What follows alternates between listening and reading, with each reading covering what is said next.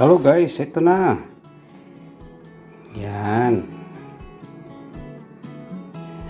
Tara, kain na tayo. Ito na yung ating kalderetang kambing. Kain na. Hello guys, meron tayo ditong isang hita ng kambing. Ito ay special. Gagayatin natin at lulutuin mamaya. Posible gawin natin itong special caldereta. Okay.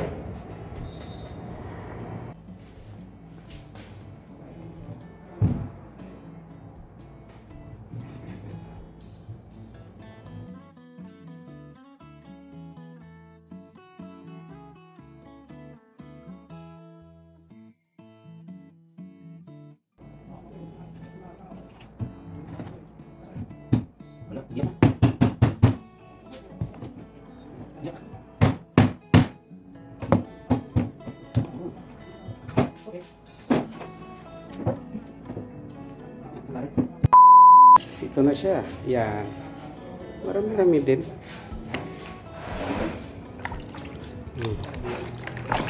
Hugasan muna natin ang stove. At pagkatapos mamarinate muna natin bago natin lutuin. Bawasan na natin ang tubig at lalagyan na natin ng suka. Ang suka nito ay estimate lang natin mga kalahating tasa ng suka. Okay. Suka, asin para sa panimpla, depende sa timpla. Kunting asin lang muna. At saka pamintang, actually dapat pamintang buo. Ito ay okay, durog na. Okay, ito ay paminta powder.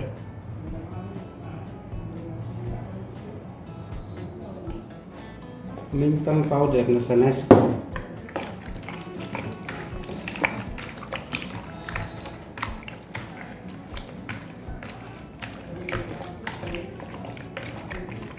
Ayan. Saka imamarinate natin for minimum 1 hour.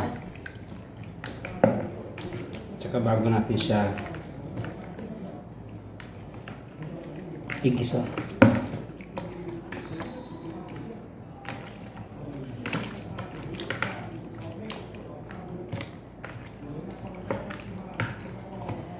Okay.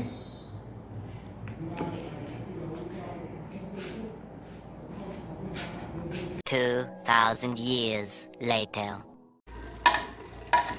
Ito, gigisa na natin siya. Gigisa na natin at para maluto na mamaya. Ayan. Gigisa na natin. Patuyuan muna ng sabaw at saka dadagdagan ng tubig, sabaw at palambutin. Pagkatapos pag malambot na, tsaka natin titimplahan, lalagyan ng mga ingredients natin, gulay. Okay.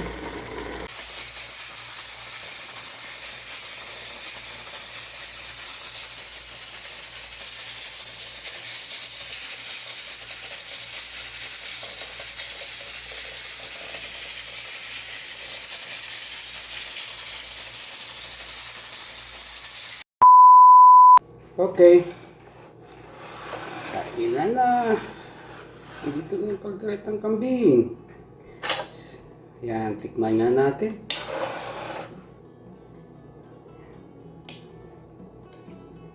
Ayun o. Yun o. Ayun kayo. So, yung buto o. Ayun o. Ayun, lambot. Lambot to.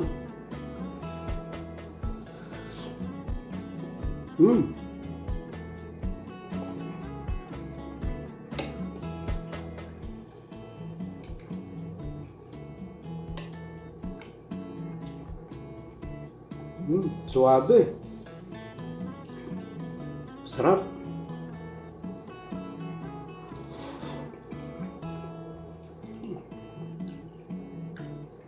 Ang lasa ng kambing, number 1. Malinis ang pagkakaluto. Walang amoy kambing. Lasang kambing lang. Sa texture, sa softness, perfect. Pasado. Yan lang, wala lang carrots. Patatas lang nalagay ko at saka yung ito, bell pepper.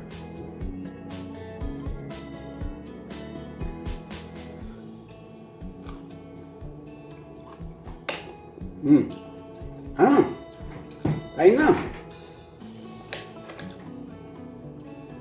Sarap.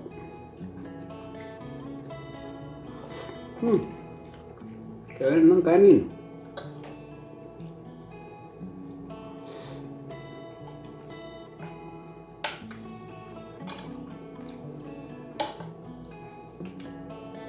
Sarap guys. Ito, ang sabaw.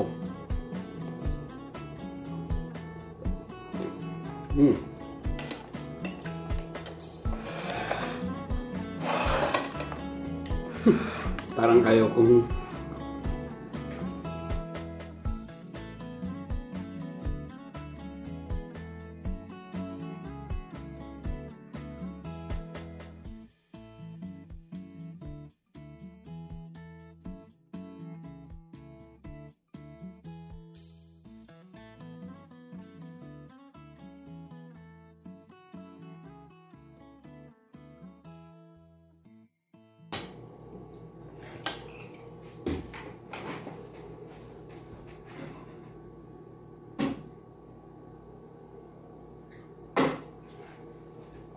ilagay tayo ng lagayan ng buto. Ito ang lagayan ng buto.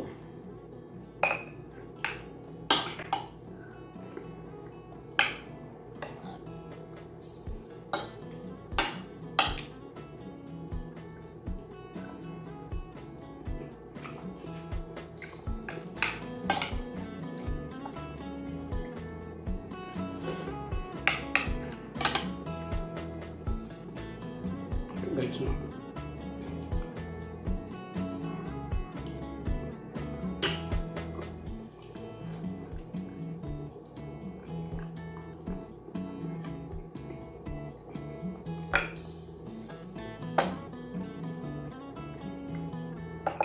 Betul.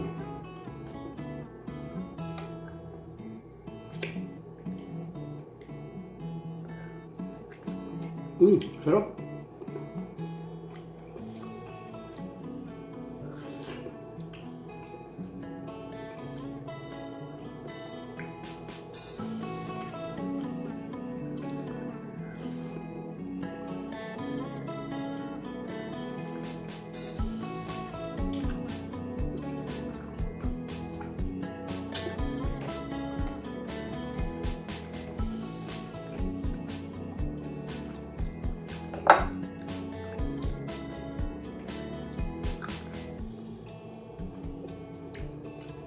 Sarap.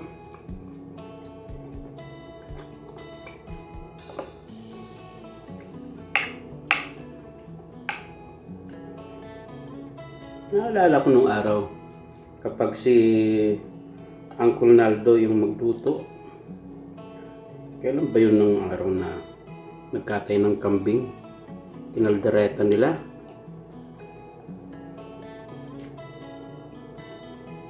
Tapos si Butod.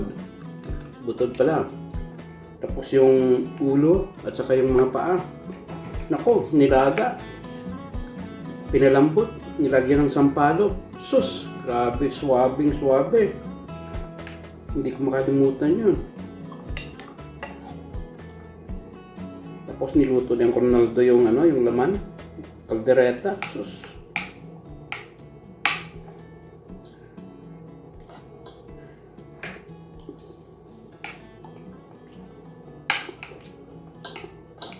Pero ito guys, talagang the best yung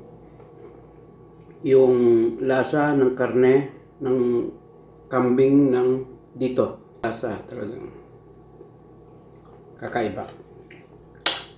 sa kambing na natikman ko sa Pilipinas. Kambing na walang sungay, ito, ganito. Sus, sarap. At saka siguro, depende na rin din siguro sa nagluluto, yung tagaluto, tagalinis. Tsaka ito pala yung sekreto. Bago mo lutuin yung karne ng kambing, dapat i-marinate muna. Alam niyo na kung anong sekreto. At saka talagang may sekreto. Sekreto nga. Hindi ko sasabihin, sekreto nga.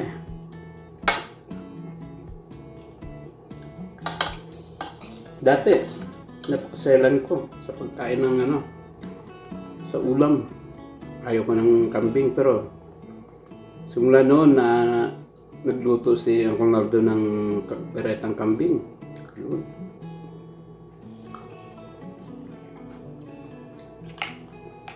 Doon nagsimula na nagustuhan kong kainin yung kalderetang kambing. At saka dito sa Saudi Arabia, ilang taon na.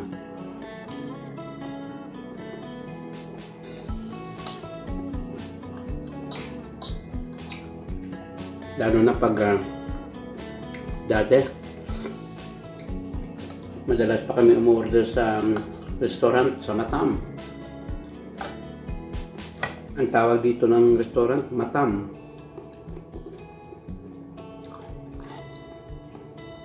Umorder kami, laham, kanin, kapsa kanin, kasama na doon yung karne ng kambing. Walang sabaw, wala man lang sauce o sabaw o basta tuyo lang siya. Nakapatong siya sa kanin, nakapsa.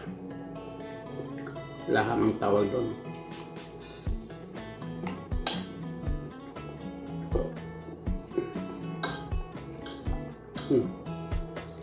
Sarap guys.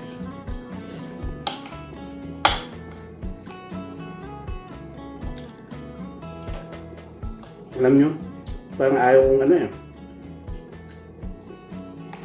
gusto ko lang tingnan, parang ayaw kong kainin yung karne. Para tumagal para hindi mo ubos agad.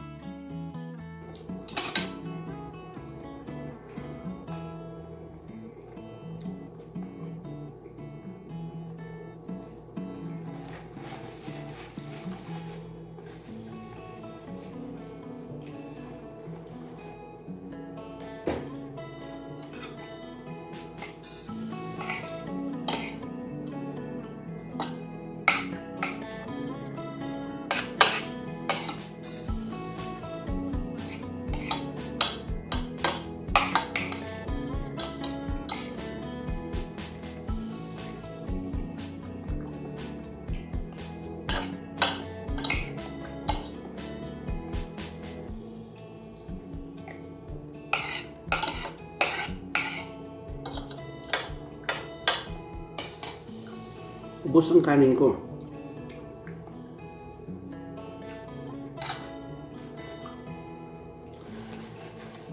Kanin pa nga. Pero hindi na. Guys. Ano ako ngayon? Limit. limit sa kanin. Ito na yung buto ko.